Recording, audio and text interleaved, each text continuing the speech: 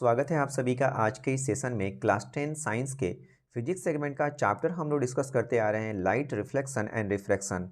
और ये इसका पार्ट 12 है जो कि लास्ट पार्ट है। ठीक है। और आज की क्लास में हम बात कर रहे हैं मूलतः रिफ्रैक्टिव इंडेक्स पर। अभिवादन स्वीकार करें एम.एच. रब्बानी का विद्या दृष्टि के इस मंच से। समझते हैं रिफ्रैक्टिव इंडेक्स को। देखिए, रिफ्रैक्टिव इंडेक्स जो है ना एक टिपिकल टॉपिक है, तो आप अगर इसे समझना चाहते हैं तो थोड़ा सा आप पेशेंस रखेंगे और चीज़ों को अगर ध्यान से आप समझेंगे तो आपको समझ में आ जाएगा।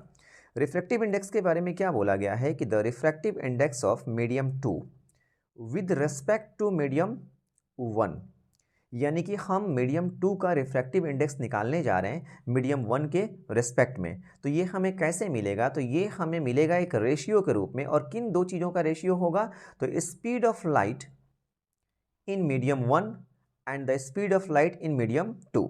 इसे और इजीली अगर हम कहें तो आप इस फॉर्मूला को नोटिस कीजिए। क्या लिखा गया है? n/1। इसे हम पढ़ेंगे कैसे? तो n जो है ना ये डिनोट किया गया है रिफ्रैक्टिव इंडेक्स को। बेसिकली रिफ्रैक्टिव इंडेक्स का जो सिंबल होता है वो क्या होता है? n होता है। तो देखिए क्या लिखा गया है, इसे हम पढ़ेंगे refractive index of medium 2 with respect to medium 1।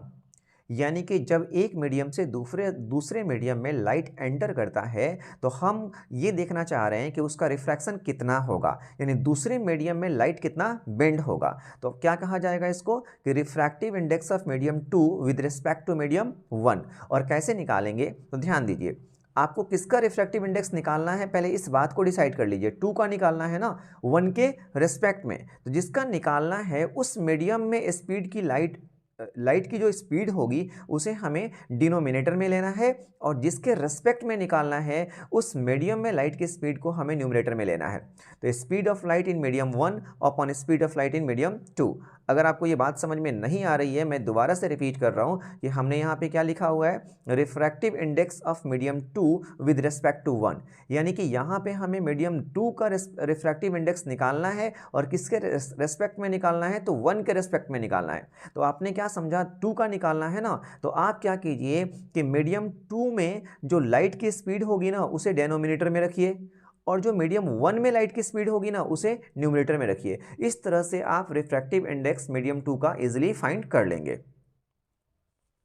इसके बारे में और भी कुछ समझते हैं। देखिए यहाँ पे सेम वही बात लिखा गया है, refractive index of medium 2 with respect to medium 1। ध्यान दीजिएगा, मैंने क्या किया है, स्पीड ऑफ लाइट को कौन से मीडियम में? मीडियम 2 में मैंने नीचे लिया है, और स्पीड ऑफ लाइट मीडियम 1 में मैंने ऊपर लिया है। इसका मतलब क्या है कि मैं किसका रिफ्रैक्टिव इंडेक्स निकालना चाहता हूँ? मीडियम 2 का निकालना चाहता हूँ। और किसके रेस्पेक्ट में निकालना चाहता हूँ? तो मीडियम 1 के रेस्पेक्ट में।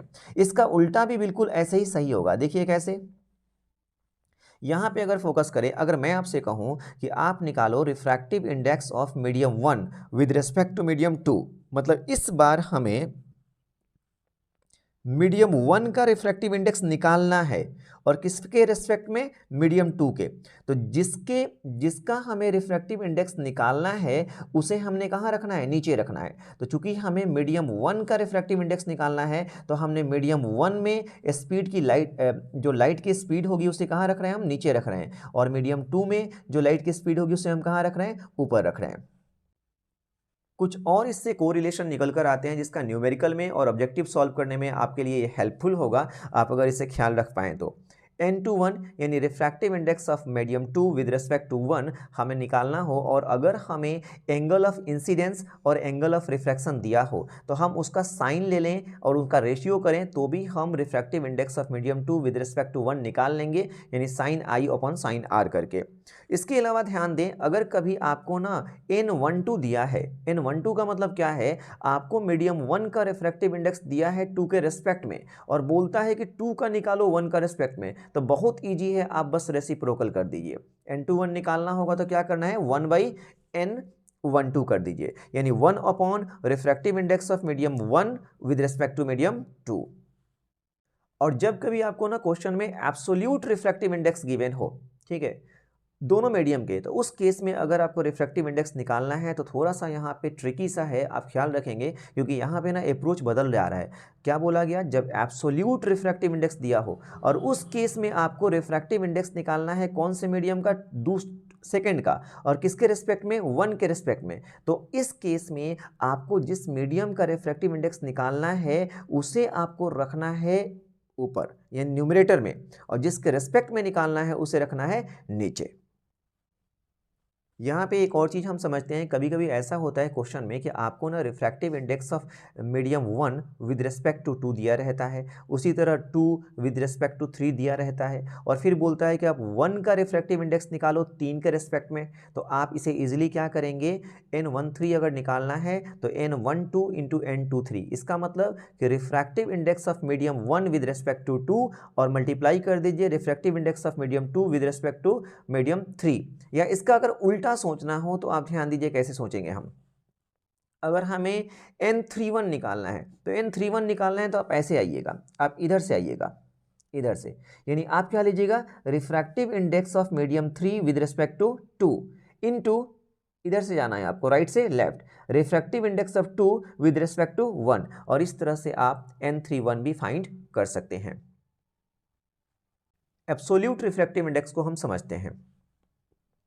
Refractive index of light in any medium with respect to vacuum और एयर, यानी एयर या वैक्यूम के रिस्पेक्ट में हम किसी भी मीडियम का अगर रिफ्रैक्टिव इंडेक्स निकालते हैं तो वो उसका एब्सोल्यूट रिफ्रैक्टिव इंडेक्स कहलाएगा, और इसे ही हम सिंपली रिफ्रैक्टिव इंडेक्स भी कह देते हैं। इसे डिनोट किया जाता है nm से, और यहाँ पे इसका फॉर्मूला है speed of light in air upon speed of light in the medium. तो speed of light in air हम वही लेते हैं जो हम स्पीड लेते हैं वैक्यूम में, ये तो हम इसे ये भी कह सकते हैं कि speed of light in air या speed of light in vacuum upon speed of light in the medium. इसे आप इस तरह से भी लिख सकते हैं nm equal to c upon v। यहाँ पे c जो है वो डिनोट कर रहा है speed of light in air, जो कितना होता है 3 इंटू 10⁸ मीटर पर सेकेंड होता है, और ये v जो है ये डिनोट कर रहा है speed of light in other medium. इस तरह से आप किसी भी मीडियम का एब्सोल्यूट रिफ्रैक्टिव इंडेक्स जो है फाइंड कर सकते हैं। अब सवाल है कि रिफ्रैक्टिव इंडेक्स को ऐसे कौन कौन से फैक्टर हैं जो अफेक्ट करते हैं। तो देखिए यहाँ पे हम दो फैक्टर की बात करेंगे। पहला फैक्टर है नेचर ऑफ मीडियम और दूसरा फैक्टर है एंगल ऑफ इंसिडेंस। तो जब हम ये देखने वाले हैं कि नेचर ऑफ मीडियम के वजह से रिफ्रैक्शन पे क्या इफेक्ट पड़ने वाला है, तो आप एंगल ऑफ इंसिडेंस को कांस्टेंट मान के चलिएगा। तो ध्यान से समझिए इस चीज़ को। अगर आप इस फिगर को नोटिस करेंगे तो यहाँ पे हमारे पास दो मीडियम है, एक क्या है एयर और दूसरा क्या है वाटर। आप दूसरे वाले फिगर में भी देखिए मीडियम क्या है एयर और ग्लास, ठीक है, इसमें क्या है एयर और डायमंड। तो यहाँ पे आप नोटिस क्या कर रहे हैं कि यहाँ पे मीडियम चेंज हो जा रहा है, मीडियम चेंज हो जा रहा है। अब दूसरी चीज़ जो आपको नोटिस करना है वो ये है एंगल ऑफ इंसिडेंस। ये रहा एंगल ऑफ इंसिडेंस, यहाँ angle of incidence. Angle of incidence change नहीं हो रहा है, हम क्या चेंज कर रहे हैं, केवल हम मीडियम चेंज कर रहे हैं। यानी यहाँ पे हमारे पास मीडियम वाटर है, यहाँ पे हमारे पास ग्लास है, यहाँ पे हमारे पास क्या है डायमंड है। और जैसे जैसे हम लेफ्ट से राइट की ओर बढ़ रहे हैं, यानी वाटर से ग्लास, ग्लास से डायमंड की ओर बढ़ रहे हैं, तो डेंसिटी जो है वो क्या हो रही है, बढ़ रही है। और जब डेंसिटी बढ़ेगी तो स्पीड ऑफ लाइट क्या होगी, कम होगी। तो अब आप नोटिस कीजिए, जब रे ऑफ लाइट एयर से वाटर में आ रहा है तो इस केस में आप रिफ्रैक्शन देखिए कितना हो रहा है, ये रिफ्रैक्शन है, इतना रिफ्रैक्शन है। जब एयर से ग्लास में आ रहा है तो रिफ्रैक्शन इतना हो रहा है, ठीक है।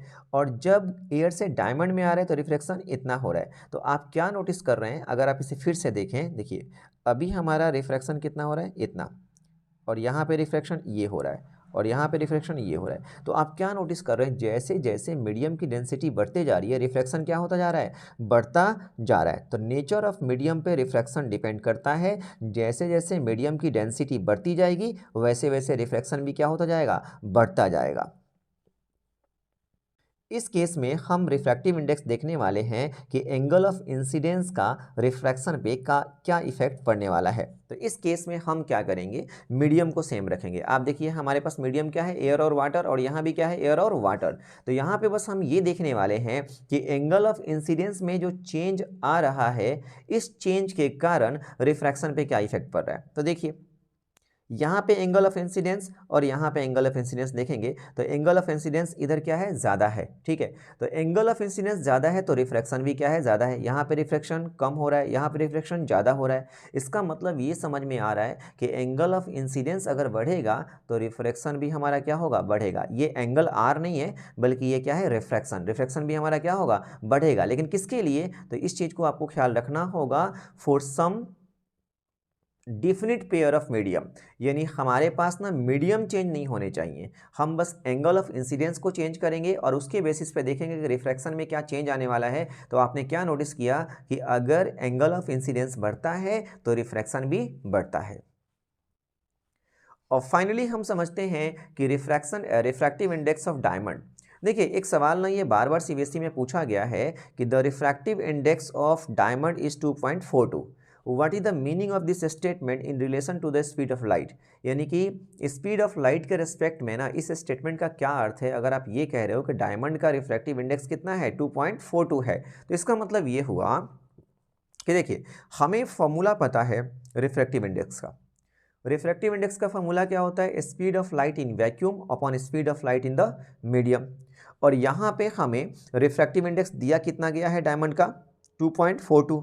तो अगर हम इस फॉर्मूला में पुट कर दें रिफ्रैक्टिव इंडेक्स की वैल्यू 2.42, ठीक है, तो speed of light in vacuum upon speed of light in diamond.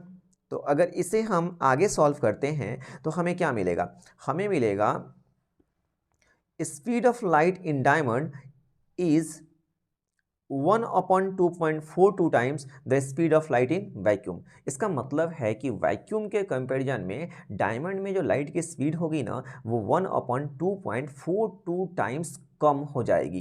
क्यों, क्योंकि वैक्यूम के रिस्पेक्ट में डायमंड जो है वो काफ़ी डेंसर मीडियम है और हमें पता है कि जैसे जैसे ऑप्टिकल डेंसिटी बढ़ती है वैसे वैसे लाइट की स्पीड जो होती है वो कम होती जाती है। तो इस क्लास में आज हमने रिफ्रैक्टिव इंडेक्स को समझा है, ठीक है, और ये इसका लास्ट पार्ट था। इस क्लास में इतना ही और आगे हम मिलेंगे नेक्स्ट वीडियो में, तो हम बात करेंगे नेक्स्ट चैप्टर की जो कि फिजिक्स सेगमेंट का ही चैप्टर होगा और हम पढ़ेंगे human eyes and colourful world के बारे में। तब तक के लिए आप पढ़ते रहें, व्यस्त रहें और मस्त रहें।